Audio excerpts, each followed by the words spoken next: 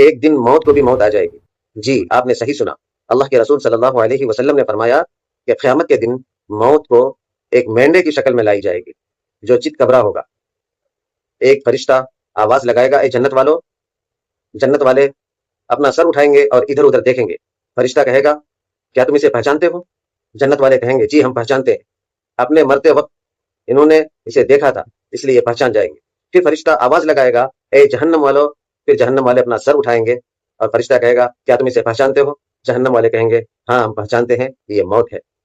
پھر موت کو اسی وقت ذبح کر دی جائے گی۔ فرشتہ کہے گا اے جنت والو اب تم ہمیشہ ہمیش اسی جنت میں رہو، تم میں سے کسی کو اب موت نہیں آنے والی۔ اے جہنم والو تم ہمیشہ ہمیش اس جہنم میں رہو اور تم میں سے کسی کو موت نہیں آنے والی۔ اس وقت جہنم والے افسوس کریں گے۔ اللہ کے رسول صلی اللہ علیہ وسلم نے پھر یہ آیت پڑھی، وَأَنذِرْهُمْ يَوْمَ الْحَسْرَةِ إِذْ قُضِيَ الْأَمْرُ وَهُمْ فِي غَفْلَةٍ وَهُمْ لَا يُؤْمِنُونَ۔ اے محمد صلی اللہ علیہ وسلم ان کو ڈرائیے اس فیصلے کے دن سے جب ان کے اعمال کا فیصلہ ہوگا، حالانکہ یہ غفلت میں پڑے ہوئے ہیں، ایمان نہیں لا رہے ہیں۔ اس وقت ان کے لیے افسوس اور حسرت کے سوا کچھ نہیں ہوگا۔ اللہ ہم سب کو قیامت کے ہولناکی سے بچائے اور ہمیشہ ہمیش کی جنت میں جگہ نصیب فرمائے، آمین۔